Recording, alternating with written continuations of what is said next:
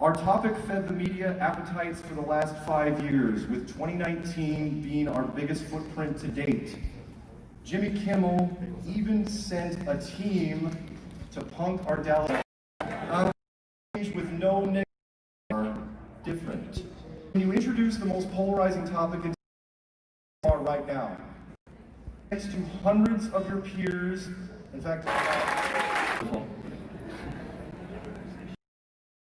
the eye of the storm, a storm that you helped create, a nightmare, and all of this is surrounded by a human rights apocalypse.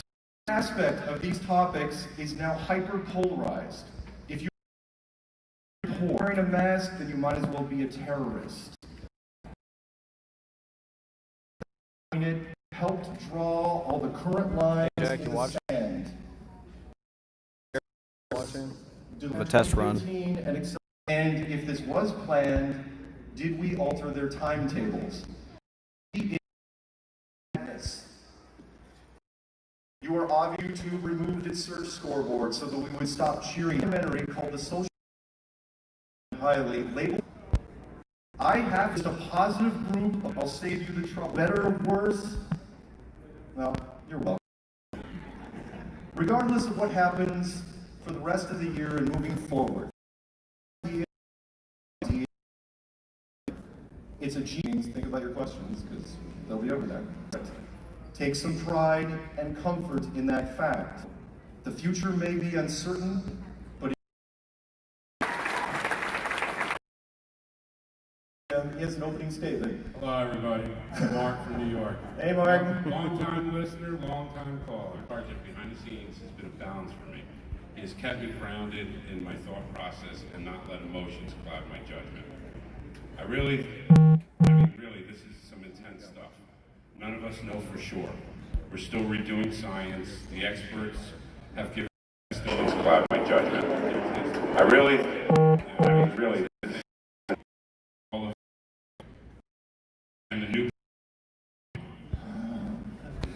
Okay. Well, Tuesday, November 3rd, because we're in completely absent blue team or it's contested. All of what happens after that, I don't know. I mean, that again, part of the did we cause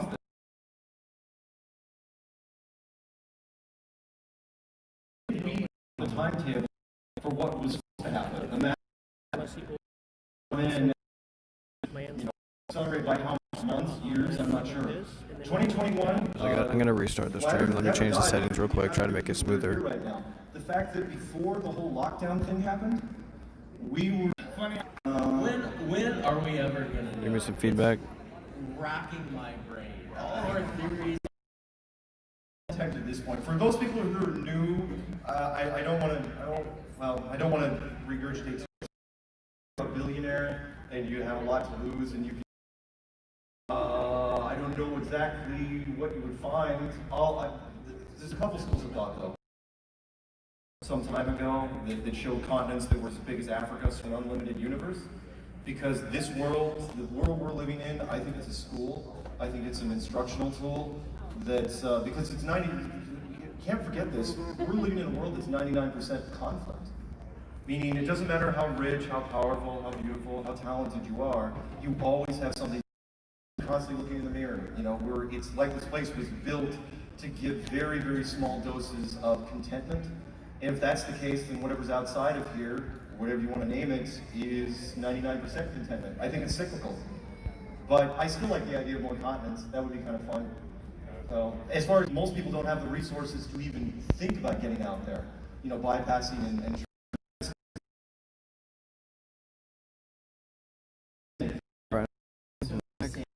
sort of mental psychosis to give it up. And that's the thing, you know, they would come to you, that's how they control you. A certain level of money, you don't.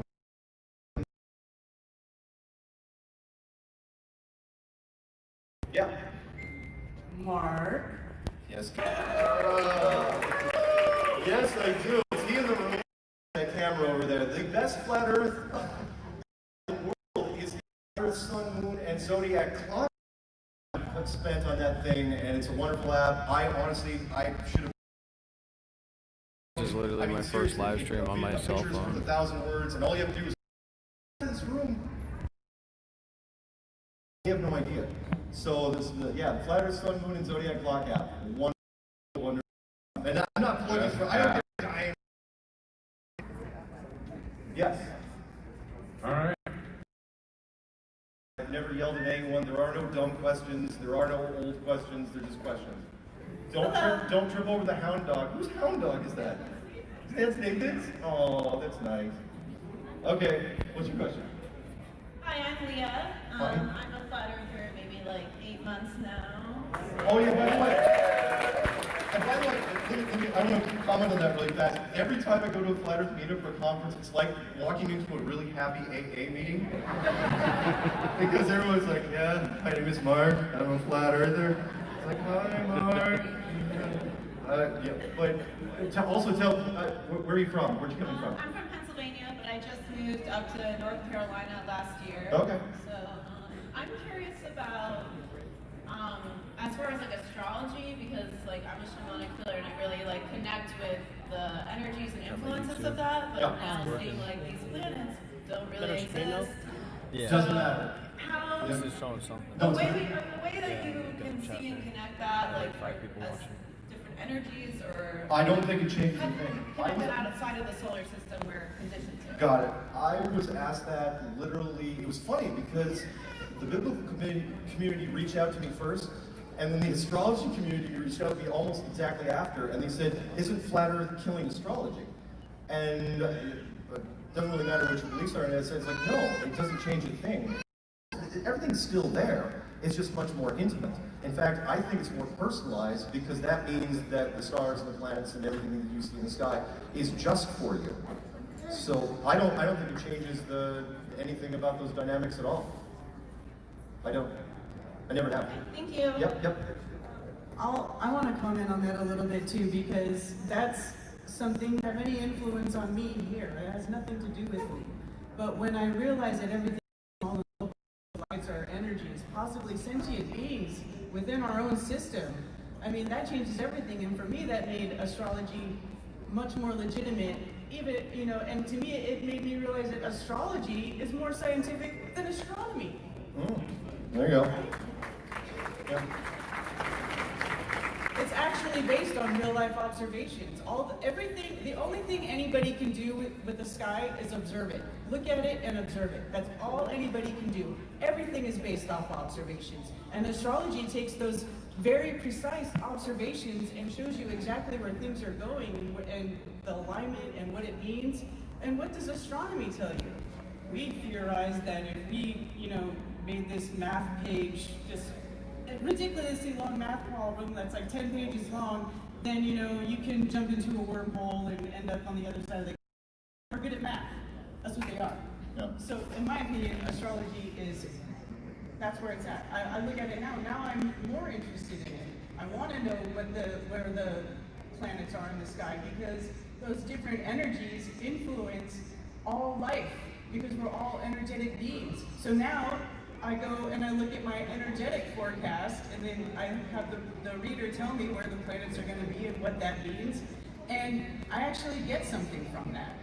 It actually helps me navigate life, because I feel things are stressing me out. Well, it's because there's weird energies going on right now, and everybody's kind of feeling the stress, because we're living in a very dynamic, energetic realm, right?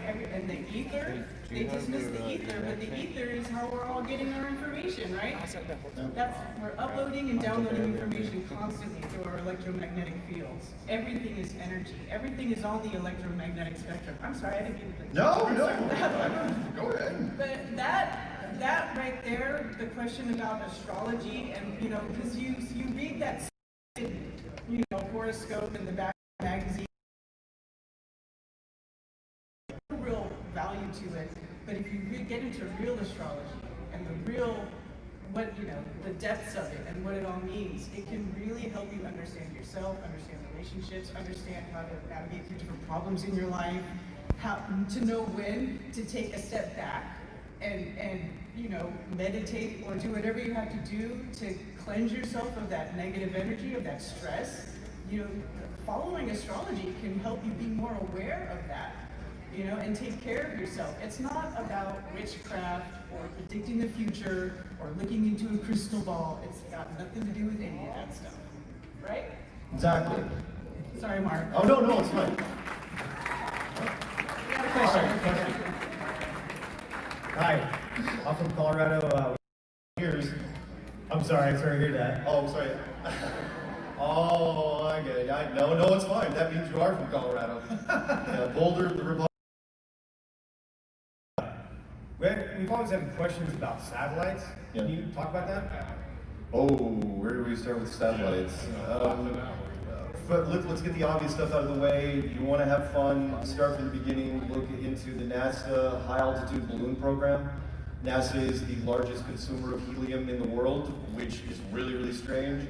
They can put helium in anything, and honestly, it's amazing what they have done to fool the public in that regards. And they're not shy about it. You know, the altitude balloon projects are not secret. They can lift payloads, whether you use helium or hydrogen, upwards of 4 tons, which is 8,000 pounds. I mean, if you can lift whatever you're putting up there, a transmitter, with 8,000 pounds with a balloon for pennies on the dollar, why would you put anything on the rocket? Because the rocket makes money. You can use that to generate jobs and pocket a whole bunch of cash and then put whatever it is into the balloon program. There have been a whole bunch of balloons that have gone down. Well, the world being mostly water, they're going to crash in water so they can, they can fish them out. But every once in a while, you'll see them. There's videos on my channel and other people's channels where they crash on land. The small ones usually. The big ones, the really big ones, 2 tons and above, they track those. They know exactly where those things are going to go down. And the last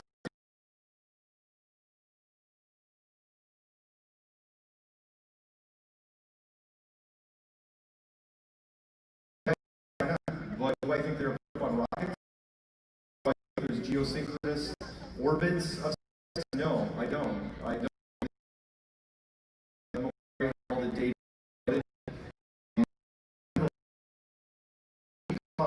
I said we caused a whole bunch of change.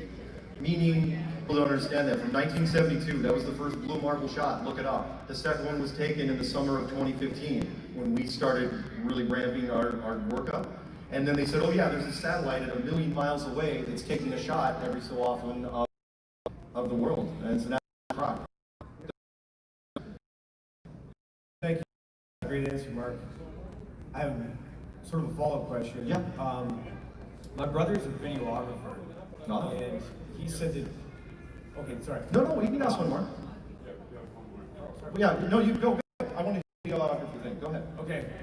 So I was talking to him about flat Earth one time, and he told me that satellites is how you upload video. The Zulu one. No, most of the time, no, and anyone can tell you this. DXRH would love to jump in on that. Where most of the bandwidth, and this is not a secret, most of the bandwidth, I mean 90-something% of everything that we use, bandwidth, is fiber optic cables or cell towers, or both. We have massive, and this is going all the way back to the turn of the century, going way, way back when they were laying the telegraph cables. Those original lines laying, people understand we do things old school if it works, and that is if you take a really, really long cable, thousands of miles long, and lay it along the ocean floor, you can, and then eventually convert it to fiber optic, you can transfer all the data. Opportunity while the satellite passed. Where was he? In the jungle in Brazil? Where was he? I don't know. I mean, I'm sure there's some people, yeah, to upload small packets of data, sure. But don't tell me that most of the stuff is coming from satellites when I can still drive an hour in a certain direction near my house and my cell signal dies. Even now, in 2020. It's like, how do cell signals die? You're going to tell me a GPS system with 32 satellites with overlapping blanket coverage. They our stuff, we'll get them eventually. How's that? Thank you. Yes. Last one, I guess. Okay. Hi, Mark. My name is Polly Hart. And being in the forefront, being on commercials or wherever, you're in the limelight. Sargent for Nathan here. There's a. Oh, I mean like through Scandal? Or whatever. I'm pretty squeaky clean. The big guys. You're one of the big guys. And is there going to be like, why did Mark do this, or what happened? We don't, and of course it's going to be a lie, Right, because we believe you're honest. Well, But look, I'm not an angel, but at the same time, I've tried to be as consistent. You guys have heard me. I mean, some of you can probably quote my interviews verbatim, and I know it bugs you because it's like he says the same thing in interviews every time. My key is I try to be as consistent as possible. And the big secret, you know, I did it because people want to find you. The media is really lazy. They do not like doing. You do is you, and I'm not kidding. I recommend this for anyone that does any public media work. Whatever, I'm old school. I don't tweet, but you treat everything like it's recorded. You do not let off from that because people will use it against you if that's the case. So I don't have to bite my tongue a lot. I don't generally swear anyway, or make anything super controversial. We'll see how the YouTube stuff goes this year. By the way, there is a little bit more censorship that's been ramping up. If you guys haven't noticed, all the main channels for Flat Earth are still intact. Everybody's still going, but recently, I mean, over all of a sudden, here's the good news and the bad news is if they go after the Flat Earth, everyone's going down at the same time because they're not going to be able to differentiate between the one and the other. But up until now, even with the movie Social Dilemma, they haven't decided that Flat Earth is too much of a threat, whether or not that's part of the plan. Does that sort of answer the question? Good. That's going to wrap up our Q&A. Oh, okay. Beth.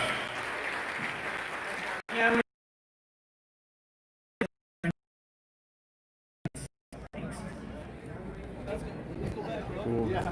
Alright guys, I'm gonna end the stream right now. I'm gonna see if I can get like a better quality going here.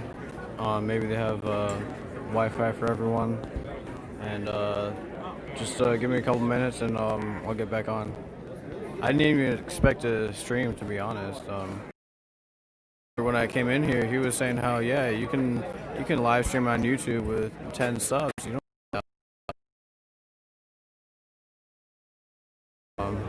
But you can just change the option to YouTube and go on YouTube and it works. Like I just assumed that if I tried that, YouTube would block it anyway. But I guess it's kind of like rerouting the signal from my phone, so YouTube thinks it's coming from a computer, and you can live stream from a computer with any amount of subs.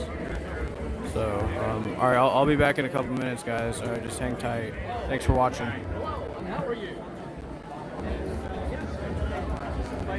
Shout out to TrueTube, Alex, and Just Jack Flat Earth.